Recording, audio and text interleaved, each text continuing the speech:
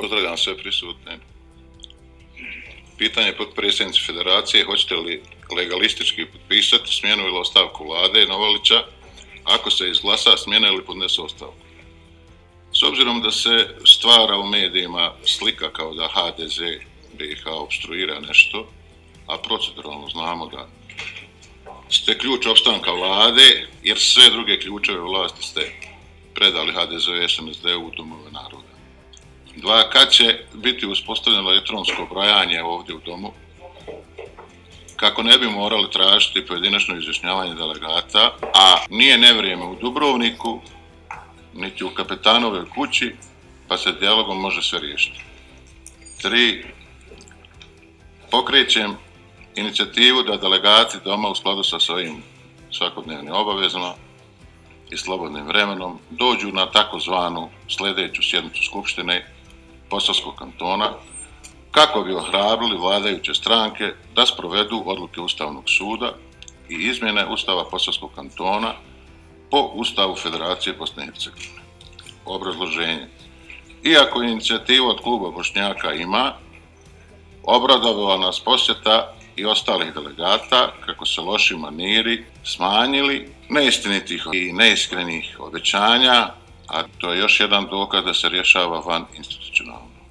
Vratimo se institucijama i povratimo međusobno povjerenje. Hvala. Riječ ima izaslanik Ilija Nakić.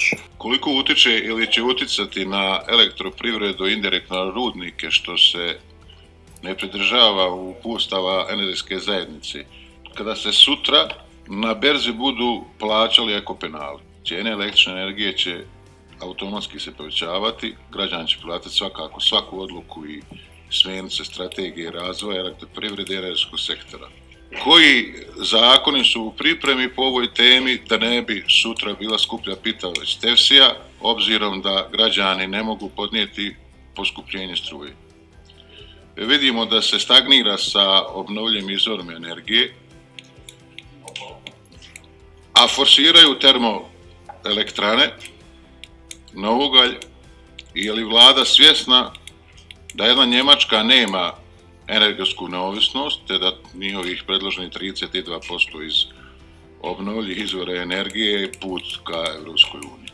Kakvu poruku šalje vlada, budući da jedino što interesuje građane je hoće li poskupiti struje ili neće, i kako će odnositi to na cijenu uglja za rudare i rudnik? Hvala. Ja sam Stipo Vuljan, tajnik u Federalnom ministarstvu energije, rudarstva i industrije. Sve vas skupa pozdravljam. Kratko ću odgovoriti na ova dva pitanja. Moram reći da sam bio na zastupničkom domu cijelo vrijeme kad je bila ova točka dnevnog reda. Bilo je dosta diskutanata, ali čini mi se da ste vi pogodili nekako mnogo više. Tamo smo bili u 2015. godini, u 2011. godini, u 2020. godini, ali niko nije dobacio ni do 5. mjeseca 2022. godine kad već počinje nekakve stvari da se dešavaju. Ovo što ste vi, uvaženi zastupniče, rekli, to je sasvim opravdano.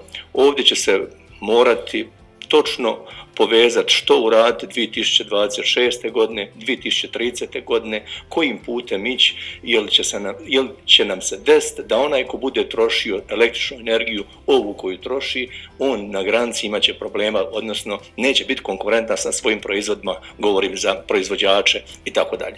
Dakle, ovdje će se vlada vrlo brzo opredijeliti oko ovoga na koji način će postupati. Mi smo u fazi izrade jedne energetske strategije Federacije Bosne i Hercegovine do 2020. godina do 2035. godine sa pogledom na 50. godinu, gdje cijenim će se definirati sve ove aktivnosti i to jako brzo i stručno i napraviti alat kako i na koji način to uraditi. Nema nam druge. Mi jesmo potpisnici, dakle, ovog ugovora sa energetskom zajednicom i nema nam druge nego izabrati put prema Europskoj uniji, samo naći način kako to uraditi, da nam bude što bezbolnije.